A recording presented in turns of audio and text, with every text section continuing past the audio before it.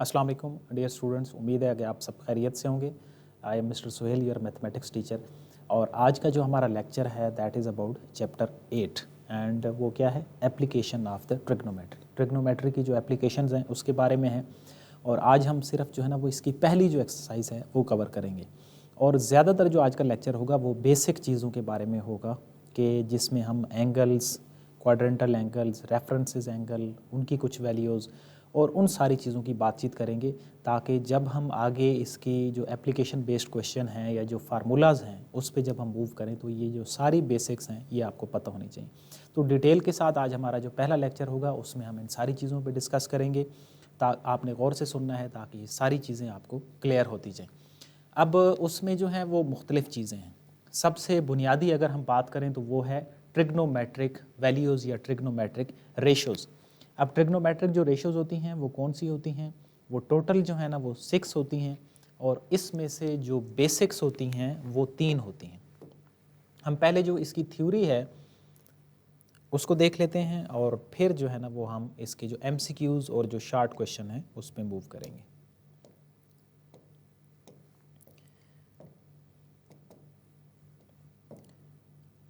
तो जो जो चीज़ें आपको साथ पता होंगी आपने साथ जो है ना वो मेंशन करते जाना है।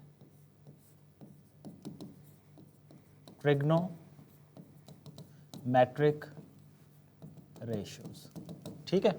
टोटल कितनी हो गई? 6 हो गई। और बेसिक कितनी होती हैं? 3 होती हैं। कौन कौन सी? साइन थीटा, कॉज थीटा और टेन थीटा। जो हमारा प्रीवियस चैप्टर था जिसमें हमने कुछ आइडेंटिटीज़ की बात की थी, वहाँ पे भी हमने इन चीज़ों को डिस्कस किया था। साइन थीटा क्या होता है जी? That is equal to perpendicular over hypotenuse के इक्वल होता है। जो कॉस थीटा होता है वो किसकी इक्वल होता है? बेस ओवर हाइपोटेन्यूज की इक्वल होता है। और जो टेन थीटा होता है वो किसकी इक्वल होता है? परपेंडिकुलर डिवाइडिंग बाय बेस की इक्वल होता है। और ये जो सारी चीज़ें हैं ना ये आती हैं राइट ट्रायंगल के रेफरेंस से। अगर आपके पास ए, बी और सी एक राइट ट्रायंगल है तो इसके रेफरेंस से हम साइन, कॉस और जो टेन की वैल्यूज़ हैं उनको हम डिफाइन करते हैं। फिर साइन के इन्वर्स या उसके जो अपोजिट होता है वो कौन सी चीज़ होती है? Sine theta is equal to 1 over cosecant theta. जो कॉस थीटा होता है वो इक्वल होता है 1 ओवर सीकन थीटा के इक्वल। और जो टेन थीटा होता है वो किसकी इक्वल होता है? 1 ओवर कोटेंजेंट थीटा भी हम इसको बोलते हैं, हम इसको कॉट थीटा भी बोलते हैं। तो ये हो गई बेसिक जो डेफिनेशन है ट्रिग्नोमेट्रिक जो वैल्यूज़ हैं उनकी। अब हम जाते हैं अपने जो नेक्स्ट टॉपिक पे और वो है इनके जो क्वाड्रेंटल एंगल्स हैं या जो डायग्राम्स हैं, यानी कि जो कार्टेशियन कोऑर्डिनेट है।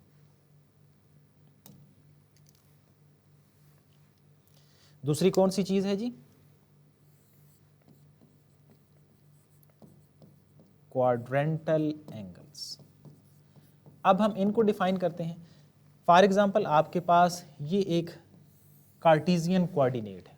अब इस कार्टेशियन कोऑर्डिनेट में टोटल कितनी चीज़ें होती हैं? टोटल इसके जो 4 होते हैं वो इसके पोर्शंस होते हैं। फर्स्ट क्वाड्रेंट होता है, सेकंड, थर्ड एंड फोर्थ। तो क्वाड्रेंटल एंगल्स कौन से होते हैं? जिनकी जो टर्मिनल आर्म है ना वो किसी ना किसी कॉर्नर पे आए। अगर हम आसान लफ्ज़ों में इसको डिफाइन करें तो ये जो 0, 90, 180, 270 या आगे बढ़ते जाएं तो फिर यहाँ पे दोबारा 360, ये सारे क्या कहलाएंगे? ये आपके क्वाड्रेंटल एंगल्स कहलाएंगे। आप इनको इस तरह भी लिख सकते हैं और इनको 0, 90 यानी कि रेडियन में π/2, ठीक है, पाई, और इसी तरह 270 ऑनवर्ड यानी कि 3π/2 और आगे आप इसको लिखते जाएंगे। फिर अब इसमें जो इंपॉर्टेंट चीज़ है वो है जो ट्रिग्नोमेट्रिक वैल्यूज़ होती हैं वो कौन सी पॉजिटिव होती हैं और कौन सी नेगेटिव होती हैं और कहाँ कहाँ पे वो जो है ना वो पॉजिटिव और नेगेटिव होती हैं। तो ये हो गई क्वाड्रेंटल एंगल्स की बात। अब हम बात करते हैं कि जो पहला क्वाड्रेंट होता है, अब इसको हम आसान लफ्ज़ों में सीखेंगे। देखिए मैं एक वर्ड लिख रहा हूँ ए, एस, टी और सी। इसको याद रखने के लिए हम ये वर्ड एक लिखते हैं, ऐड शुगर टू कॉफ़ी की जो वैल्यूज़ हैं वो कौन सी कहाँ पे पॉजिटिव होंगी और कौन सी कहाँ पे नेगेटिव होंगी। ए स्टैंड्स फॉर ऑल, पहला जो क्वाड्रेंट होगा उसमें सारी 6 की 6 जो वैल्यूज़ होंगी वो पॉजिटिव होंगी। जो दूसरा क्वाड्रेंट है उसमें साइन जो है वो पॉजिटिव होगा और साइन के अपोजिट जो कोसिकेंट थीटा होगा ये पॉजिटिव होगा, बाकी जो वैल्यूज़ होंगी वो नेगेटिव होंगी। ये कौन सी हैं? ये पॉजिटिव है। पहले क्वाड्रेंट में ऑल पॉजिटिव है। जो थर्ड क्वाड्रेंट है टी मीन्स tan और cot, ये जो हैं ये पॉजिटिव होंगी और बाकी जो हैं वो नेगेटिव होंगी। अगर हम फोर्थ क्वाड्रेंट में चले जाएं तो कॉज और सीकेंट ये पॉजिटिव होंगी, बाकी सारी जो हैं वो नेगेटिव होंगी। तो ये हमने डिटेल में इन चीज़ों को देख लिया कि जिसमें हम जो ट्रिग्नोमेट्रिक वैल्यूज़ हैं वो पॉजिटिव और जो नेगेटिव हैं उसको हमने डिफाइन कर लिया। और टोटल कितने क्वाड्रेंट्स होते हैं? टोटल हमारे 4 क्वाड्रेंट्स होते हैं। ये first quadrant, second, third and fourth. तो ये था हमारा जो टॉपिक है उसका सेकंड पोर्शन। अब हम आते हैं अपना जो थर्ड पोर्शन है, और थर्ड पोर्शन कौन सा है जी? Reference angle. रेफरेंस एंगल वो चीज़ होती है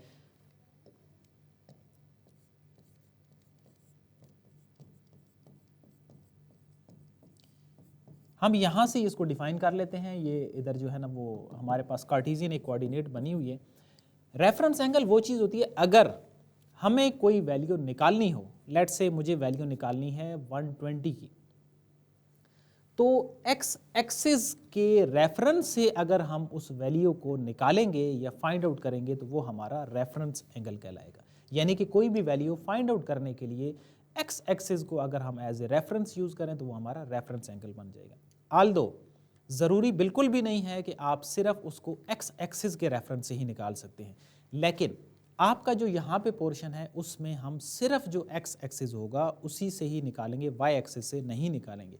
क्योंकि जो वाई एक्सिस पे अगर वो वैल्यू चली जाती है, वो पहले ये जो टॉपिक था ये सेकेंड ईयर का टॉपिक था, तो वहाँ पे एक्स और वाई दोनों एक्सिस से हम वैल्यूज़ को निकालते हैं, बट उसके लिए कुछ चीज़ें ज़्यादा जो है ना वो मेमोराइज रखनी पड़ती हैं। तो यहाँ पे हमारा जो पोर्शन है, हम जो अपने एंगल्स होंगे रेफरेंस एंगल यानी कि एक्स एक्सिस के रेफरेंस ही उन वैल्यूज़ को फाइंड आउट करेंगे, ताकि आपको इतनी चीज़ें जो है ना वो अंडरस्टैंड हो जाएं कि आप अपना जो क्वेश्चंस हैं उनको सॉल्व कर सकें। तो ये थी हमारी जो है ना वो next portion, that was about reference angle. यानी कि किसी भी एंगल्स को बड़ी वैल्यू या छोटी वैल्यू अगर हम उसको एक्स एक्सिस के रेफरेंस से डिफाइन करेंगे तो वो हमारा क्या बन जाएगा? रेफरेंस एक्सिस बन जाएगा।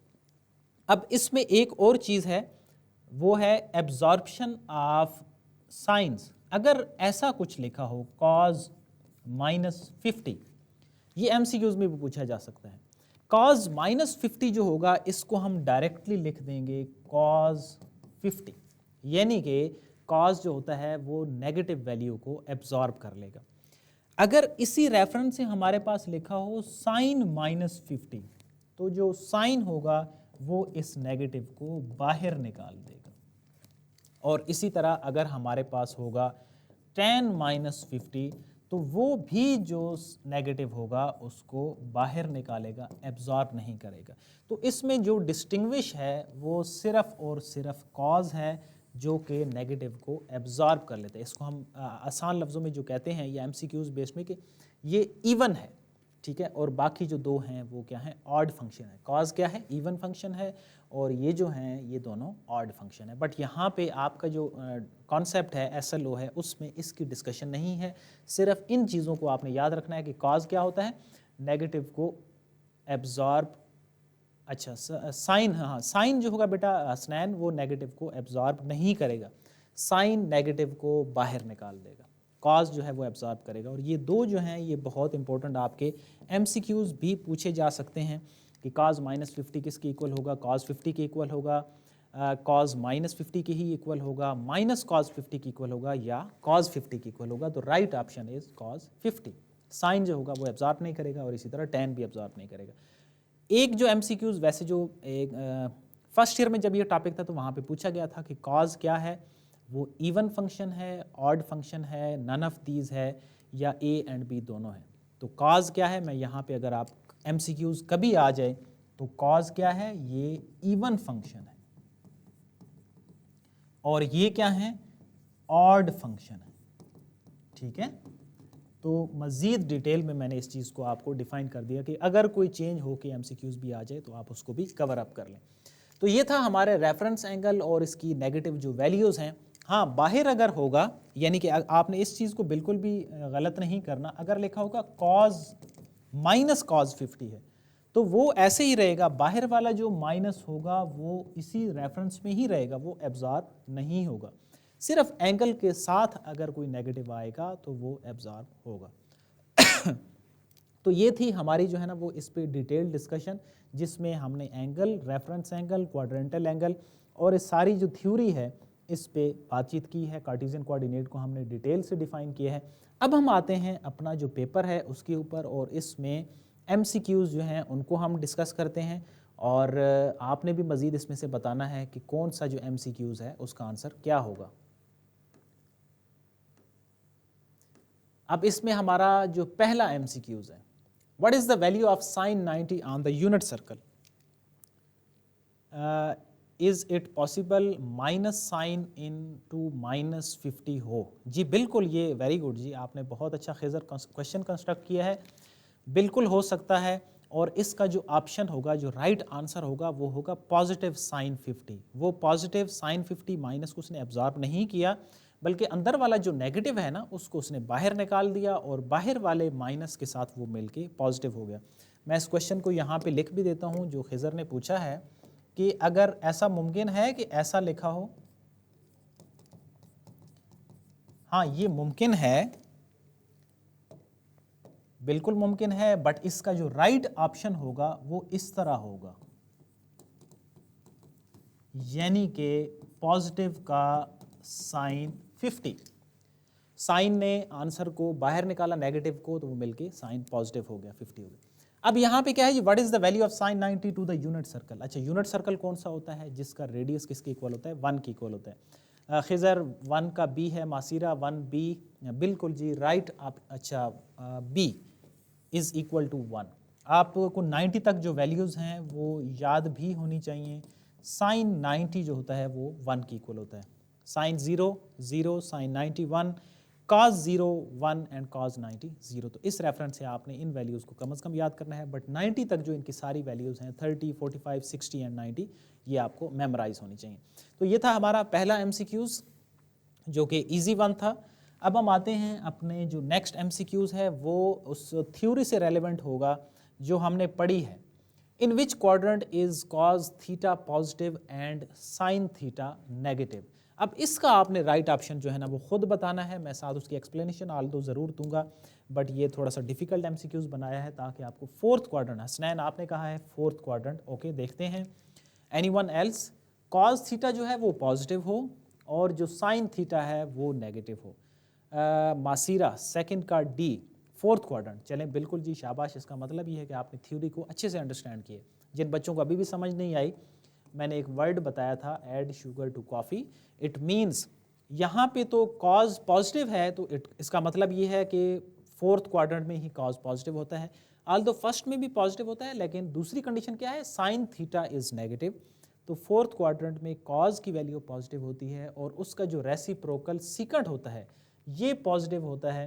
बाकी जो वैल्यूज़ हैं वो नेगेटिव होती हैं। इसका मतलब ये है कि यहाँ पे साइन की जो वैल्यू होगी वो नेगेटिव होगी।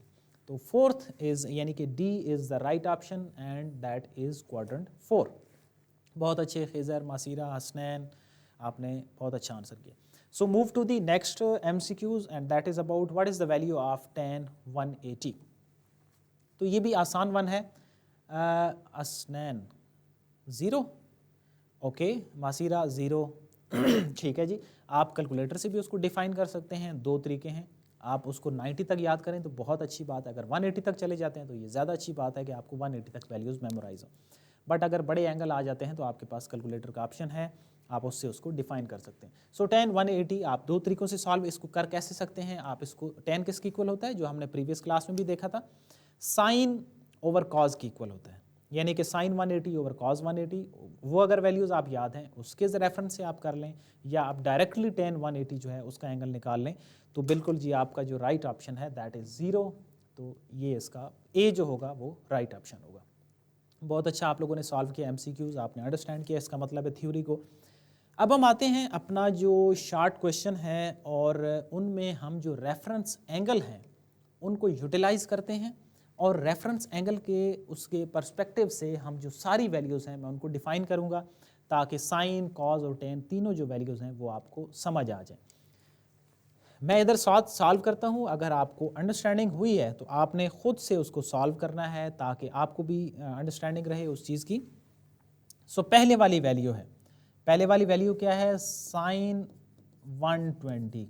दूसरी वैल्यू कौन सी है, कॉज 120। ये बुक के अंदर आपका जो क्वेश्चन है वो एक ही तरह का है, बट मैंने उसकी तीनों जो वैल्यूज़ हैं वो लिख दी हैं ताकि एक ही क्वेश्चन तीनों वैल्यूज़ में जब वो फाइंड आउट होगा तो आपको अच्छे से समझ आ जाएगा। अब इसको यहाँ पे आपने समझना है क्वेश्चन को, रेफरेंस एंगल यानी कि एक्स एक्सिस के पर्सपेक्टिव से। अब एक्स एक्सिस का जो पर्सपेक्टिव है ना, इसका मतलब है कि ये जो 120 है इसको हम ब्रेक करके लिख रहे हैं 180 माइनस 60। हमने क्या काम किया है, हमने इसको, ये जो कार्टेशियन कोऑर्डिनेट है, हम इस 180 के रेफरेंस से लिखा। 180 में से अगर मैं 60 माइनस करूंगा ना तो तभी 120 बनेगा। अब एक तो आपने उसको ये जो ब्रेक करना है ये तो बहुत आसान है, इसमें तो कोई मुश्किल काम नहीं है कि आपने 180 माइनस 60, अब फॉर एग्जांपल 110 है तो आप उसको लिख सकते हैं कि that is equal to 180 minus 70 करेंगे तो वो 110 बन जाएगा। तो ये मुश्किल काम नहीं है, बट इससे जो अगला स्टेप है ये समझने वाला है। मैं इसको क्या लिख रहा हूँ, मैंने इसको लिख दिया कि ये इक्वल होता है साइन 60 के। अब कैसे ये समझना है, देखिए साइन 180 है, ये बता रहा है इस रेफरेंस को, यहाँ पे है 180, मैं दोनों चीज़ें लिख देता हूँ ASTC यानी कि वैल्यूज़ कहाँ कहाँ पे पॉजिटिव होती हैं। 180 हो गया, साइन 180 इसने बता दिया कहाँ पे, मैं जगह कौन सी है साइन की। अब दूसरी चीज़ क्या है कि 180 में से सब्ट्रैक्ट हो रही है, जब वैल्यू 180 से सब्ट्रैक्ट हो रही है तो आप पीछे की तरफ जा रहे हैं। अब जब आप पीछे की तरफ मूव कर रहे हैं तो इसका मतलब ये है कि आप सेकेंड क्वाड्रेंट में मूव कर रहे हैं। तो ये जो माइनस और आगे ये जो वैल्यूज़ होंगी ये बताएंगी कि ये वैल्यू पॉजिटिव आएगी या नेगेटिव आएगी। साइन 180 का इतना ही काम है कि उसने रेफरेंस एंगल बता दिया। माइनस कर रहे हैं तो पिछले क्वाड्रेंट में जा रहे हैं, पीछे की तरफ मूव कर रहे हैं, पीछे की तरफ जब आप मूव करेंगे तो दूसरा क्वाड्रेंट बन जाएगा और दूसरे क्वाड्रेंट में साइन की वैल्यू क्या होती है, पॉजिटिव होती है। इसका मतलब है कि वो आंसर क्या होगा, साइन 60 होगा। और साइन 60 की वैल्यू जो है वो आपको पता है, आप कैलकुलेटर से भी उसको डिफाइन कर सकते हैं, बट समझने वाली जो चीज़ है वो ये वाली चीज़ है। अब ये भी MCQs में पूछा जा सकता है। अब इसमें पहले समझते हैं हम कॉज को, कि कॉज को कैसे लिख सकते हैं। एक ही तरह का क्वेश्चन है, देखिए कॉज 180 माइनस 60 ये लिख दिया। अब इसको जो मैं लिख रहा हूं ना ये इक्वल होता है माइनस कॉज 60 के। अब कॉज 60 इज इक्वल टू √3/2, बिल्कुल ठीक है मासीरा, आपका आंसर साइन 60 का। चले मैं ये लिख देता हूं यहाँ पे, दैट इज इक्वल टू √3/2।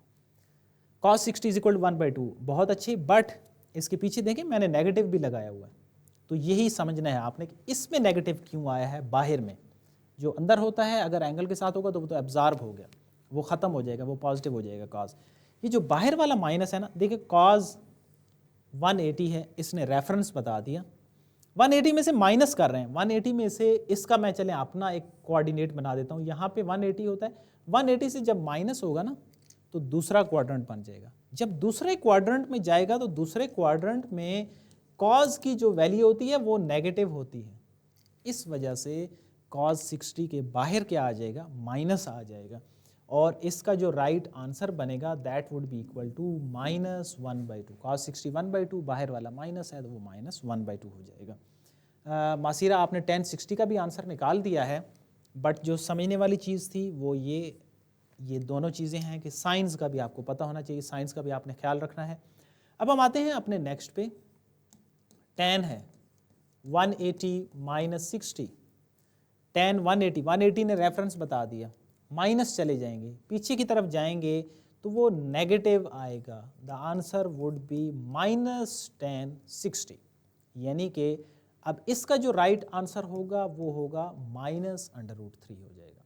तो ये जो बाहर वाली साइंस थे ना, बाहर वाले साइन एक थे एंगल के साथ वाले साइन, अंदर वाली वैल्यूज़ के साइन, वो मैंने आपको डिटेल से समझा दी। अब जो बाहर यानी कि रेफरेंस एंगल से जब हम वैल्यूज़ को लिख रहे होंगे, उनके जो साइंस होंगे उनको कैसे लिखते हैं वो मैंने इस क्वेश्चन के अंदर कंप्लीट डिफाइन कर दिया और एक ही वैल्यू को तीनों वैल्यूज़ के साथ मिला के लिख दिए। आई होप आपको क्लियर होगा। अगर फर्दर भी क्वेश्चन आपको क्लियर नहीं होता तो आगे जो इसकी 8.2 भी होगी उसमें भी कुछ इस पर डिस्कशन होगी। सर इनको ऐसा लिख सकते हैं साइन 180 माइनस 120। नो, हम बेटा देखो ना, हम इसको ब्रेक कर रहे हैं ना। अगर 180 माइनस 120 आप लिखेंगे ना तो वो तो साइन 60 हो जाएगा ना, ठीक है, तो वो तो चेंज हो जाएगा। अब 180 माइनस 120 है, अगर मैं इसको डिफाइन करूंगा तो ये बन जाएगा साइन 120। अब 120 की वैल्यू कुछ और होगी, साइन 60 की जो वैल्यू है उसमें हो सकता है साइंस का फ़र्क हो। तो इस तरह हम असनैन इसको नहीं लिख सकते। हाँ, ये इस तरह कर सकते हैं, अगर इधर ऊपर जो वैल्यू होती ना जो हमने फाइंड आउट करनी होती वो होती साइन 60। हाँ, रिवर्स में आप ये कह सकते हैं कि ये मैं आपको क्वेश्चन देता हूँ साइन 60 को सॉल्व करें रेफरेंस एंगल से, तो फिर आप उसको कह सकते हैं कि हाँ सर हम उसको लिख सकते हैं 180 माइनस 120। बट अभी क्वेश्चन क्या है 120, तो 120 से आगे की तरफ हमने मूव करना है और ये वैल्यू निकालें। ऐसा हम करते क्यों हैं? वो इस वजह से करते हैं कि अगर कोई बड़ी वैल्यूज आ जाती हैं जिनकी हमें वैल्यू नहीं पता तो फिर हम उनको इस रेफरेंस एंगल के पर्सपेक्टिव से लिख के हम डिफाइन कर सकते हैं। लेट्स से एग्जांपल मैं आपको देता हूँ। अब है कुछ वैल्यू आ जाती है, सपोज साइन ही आ जाएगा, यानी कि फिलहाल चलें आपके एक्स एक्सिस के रेफरेंस है तो इतना ही हम उस पर बात करते हैं। वो तो वाई के होता तो फिर मैं उस पर ज़्यादा बातचीत करता।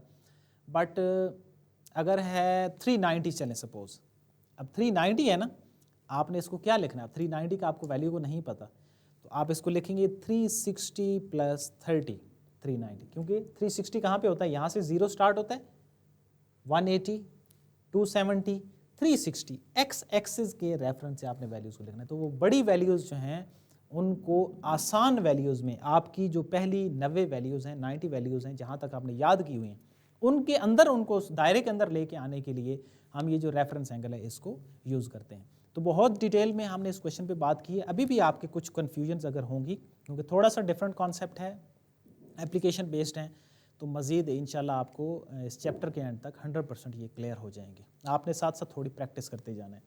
सो move to the next question. तो नेक्स्ट क्वेश्चन में हम देखते हैं कि नेक्स्ट क्वेश्चन में क्या चीज़ है। If theta is equal to 36, find the equivalent angle alpha in the second quadrant for which sin alpha is equal to sin theta. आपके पास जो थीटा एंगल है that is 36 degree. Find the equivalent alpha angle. Angle ये angle है, angle alpha in the second quadrant. Second quadrant की बात हो रही है, यानी कि यहाँ पे आपने पहुँचना है तो यहाँ पे उसके पर्सपेक्टिव से हमने एंगल को निकालना है। तो आसान है, कोई इतना ज़्यादा जो है ना वो मुश्किल नहीं है। आपको पता है कि अगर जो है ना वो एंगल दिया हुआ है एक, दैट इज इक्वल टू 180, क्योंकि उसने क्या कहा है थीटा जो है ना वो 36 है और सेकंड क्वाड्रेंट के पर्सपेक्टिव से आपने निकालना है। तो इसका मतलब ये है कि सेकंड क्वाड्रेंट का अगर मैंने एंगल अल्फा निकालना है तो दोनों जो एंगल्स होंगे उनका जो सम होना चाहिए वो उस पूरी लाइन के एंगल की इक्वल होना चाहिए, यानी कि 180 की इक्वल होना चाहिए। तो alpha plus 36 is equal to 180। Alpha is equal to 180 minus 36। तो आपके पास जो अल्फा एंगल हो जाएगा वो आ जाएगा 144। बहुत अच्छे जी, एक बच्चे ने आंसर किया, मासीरा, शाबाश। The answer is 144 degree. तो ये था एक यानी कि आसान कदरे क्वेश्चन, बट समझने के लिए कि अगर एक एंगल दिया हो और सेकंड क्वेश्चन के सेकंड एंगल जो क्वाड्रेंट है उसके एंगल के पर्सपेक्टिव से आपको निकालना हो तो Y alpha and beta is 180। बहुत अच्छा क्वेश्चन है खिज़र आपका, वो इस वजह से कि देखें 180 की क्यों इक्वल है, वो इसलिए कि यहाँ से लेकर यहाँ तक ये जो पूरा सेमी सर्कल होता है ना ये 180 के ही इक्वल होता है। और उसने क्या कहा है सेकंड क्वाड्रेंट, इसका मतलब ये है कि यहाँ तक वो वैल्यू जो है ना वो पूछ रहा है। तो वो फिर पूरा क्या हो जाएगा, एक एंगल अल्फ़ा और एक जो उसने दिया हुआ है वो 180 के इक्वल होगा। यहाँ पे 0 होता है, यहाँ पे मैंने आपको बताया अभी कि 90 होता है, यहाँ पे 180 होता है। हाँ हाँ, ये बिल्कुल आपको समझ आ गया, बट इसमें हम एडिशन कर देते हैं।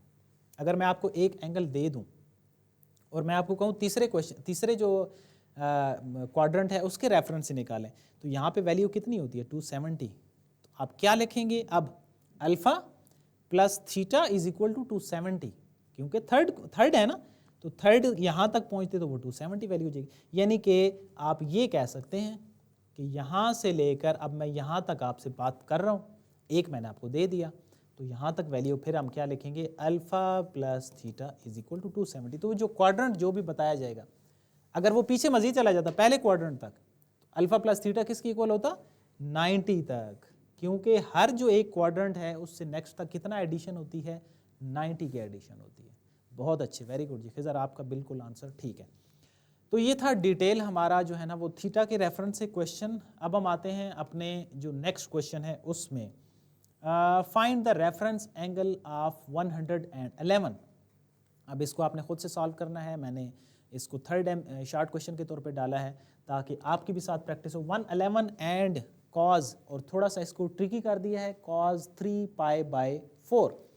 तो आपके पास 30 सेकेंड है, आपने खुद से सॉल्व करना है सारे बच्चों ने, और आंसर करना है कि ये जो रेफरेंस एंगल है, चले बता देंगे आप इसको कैसे मैं लिखूंगा। और कॉज जो है ना वो 3 पाई बाय 4 है, ये किसके इक्वल होगा और कैसे लिखेंगे। यू हैव 30 सेकेंड, आपका जो आंसर है वो मुझे रिक्वायर्ड है। चलें स्टार्ट करें। कॉज 135, एक बच्चे ने आंसर किया है, खिज़र ने, okay, anyone else, and cause 135 ये जो आप कह रहे हैं ये किसका आंसर है खिज़र, कॉज 3 पाई बाय 4 का आंसर है या 111 का आपने आंसर किया है, इसको ज़रा एक्सप्लेन करें आप।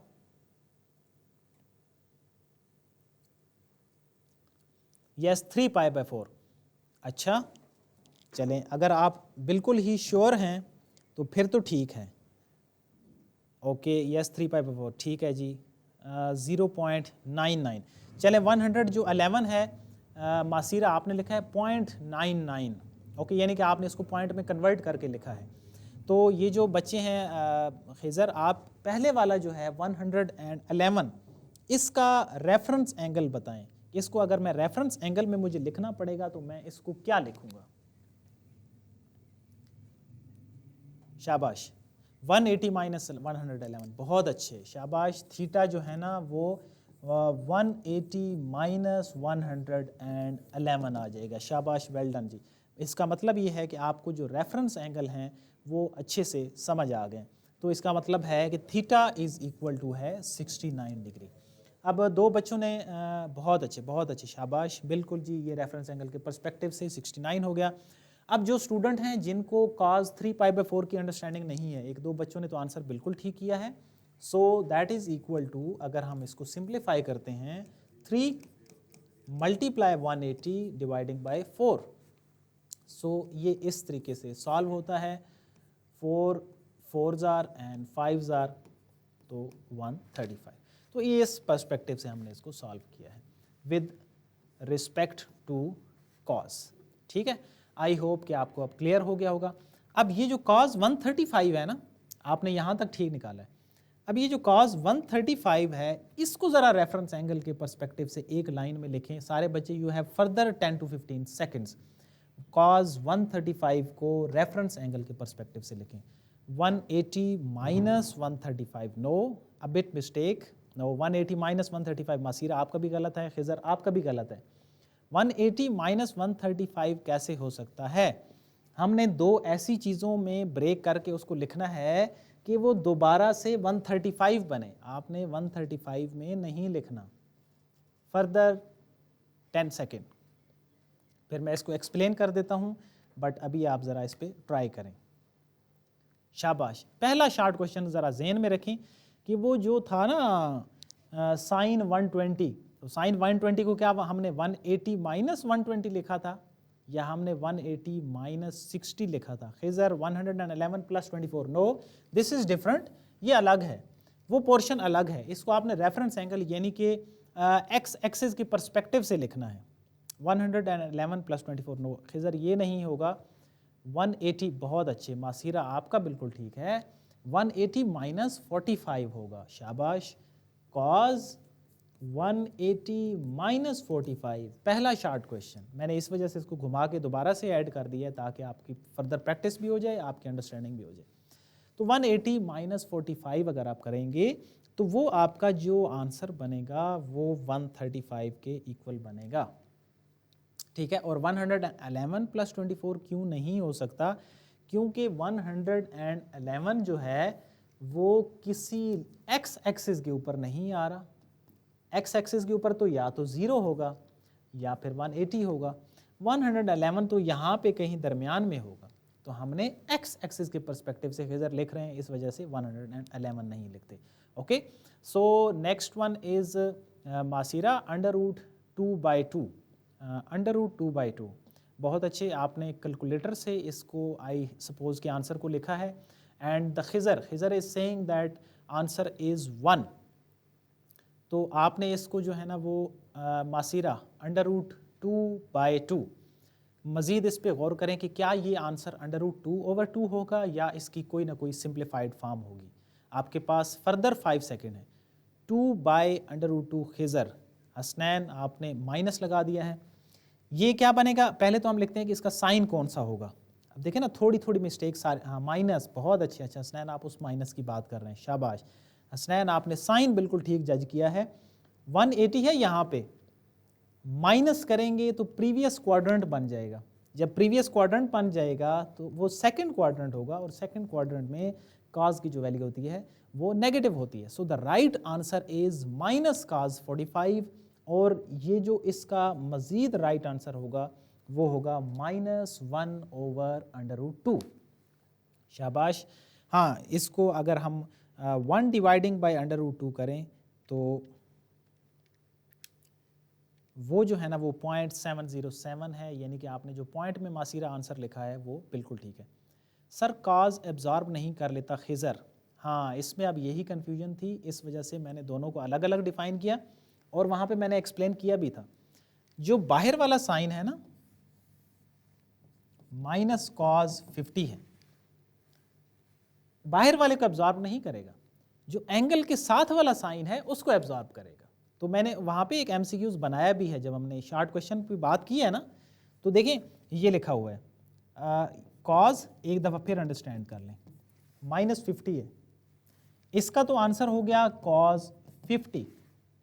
बट अगर ये लिखा हुआ है -cos 50, इसका आंसर -cos 50 ही रहेगा। ये बाहर है, ये एंगल से बाहर है, जो एंगल के साथ वाला साइन होगा सिर्फ उसको एब्जॉर्ब करेगा। इसमें मजीद अगर मैं ऐड करूं ना इसको आपको समझाने के लिए, देखिए अगर देखा हुआ है -cos -50, अब एंगल के साथ वाला जो है वो उसने एब्जॉर्ब कर लिया, जो बाहर वाला है वो एब्जॉर्ब नहीं करेगा, तो -cos 50 आ जाएगा। ये किसका cos एब्जॉर्ब नहीं कर लेता, cos 50 एंगल के साथ होगा एब्जॉर्ब कर लेगा, एंगल के बाहर होगा एब्जॉर्ब नहीं करेगा। एंगल के बाहर और एंगल के साथ अगर दोनों में होगा तो एंगल वाला एब्जॉर्ब हो जाएगा, बाहर वाला एब्जॉर्ब नहीं होगा। तो ये तीनों तरीक़ों से मैंने आपका जो क्वेश्चन है उसको डिफ़ाइन कर दिया। आई होप कि आपको अब बहुत अच्छे से क्लियर होगा। आपने फर्दर इसके रेफरेंस से क्वेश्चन सॉल्व करने हैं, और इसमें अभी ये जो 8.1 है इसमें लॉन्ग क्वेश्चन नहीं बनता, तो वो मैंने यहाँ पे ऐड नहीं किया। और इसी पर्सपेक्टिव से आपकी जो नेक्स्ट एक्सरसाइज होंगी वो इनमें ये angles, reference angle, quadrantal angles, ये सारे यूटिलाइज होंगे। कुछ टाइम पहले आपने कहा cos 50 हो जाएगा, साइन मल्टीप्लाई हो जाएंगे, नहीं खिज़र मैं फिर डिफ़ाइन कर देता हूँ। अच्छा वो आपने आप जो वो वाला बात कर रहे हैं वो साइन के लिए बात कर रहे हैं, कैसे देखें अब दोबारा से समझें इसको सारे बच्चे। cos -50 ये हो जाएगा cos 50। अब आ जाते हैं साइन पे। आप खिज़र इस क्वेश्चन की बात कर रहे हैं, माइनस है ना, अगर सपोज ये माइनस साइन -50 है, ये देखें ये माइनस बाहर वाला तो बाहर ही रह गया। अब साइन का जो नेगेटिव है ना, उसने अपना जो साइन है नेगेटिव वो बाहर निकाल दिया। ये जो है ना ये दोनों मल्टीप्लाई होके मिल के ये हो जाएंगे। आई होप अब आपको सही से क्लियर हो जाना चाहिए। If you are clear then yes लिख दें, अगर नहीं क्लियर ओके सर कन्फ्यूजन हो गई थी, ओके ठीक है जी, अब आपको खिज़र क्लियर हो गया। तो बहुत अच्छे जी, सारे बच्चे आपने बहुत अच्छे से अंडरस्टैंड किया। आई होप आप इसमें क्लियरेंस है, कोई प्रॉब्लम नहीं है। और इसमें मैं मज़ीद एडिशन कर देता हूँ, माइनस कॉज 50। चलें ये इसी को ही देखें, इसी से रेफरेंस से मैं ये क्वेश्चन बना रहा हूँ, इसके साथ भी मैंने माइनस लगा दिया। अब अंदर वाला तो एब्जॉर्ब हो गया ना, ये माइनस एब्जॉर्ब हो गया, ये ख़त्म हो गया। बाहर वाला जो है वो एज इट इज़ साथ कैरी हो गया। अब इसमें कोई मल्टीप्लाई नहीं होगा, cos 50 ही रहेगा। तो ये हमने बड़ी डिटेल से एंगल्स को, उनके जो मासीरा ओके, ठीक है जी, हसनैन आपको भी ओके हो गया, बहुत अच्छे। सो ये था आज का हमारा डिटेल लेक्चर अबाउट एंगल्स, उनकी बेसिक ट्रिग्नोमेट्रिक जो वैल्यूज़ हैं, उन सारी चीज़ों पे हमने बात की है। आपने घर में इसको ज़रूर प्रैक्टिस करना है ताकि हम जब नेक्स्ट एक्सरसाइज सॉल्व करें तो वहाँ पे आपको ये चीज़ें मज़ीद क्लियर हो जाएँ। So see you in the next class with the next topic, and that is 8.2. Till then, Allah Hafiz.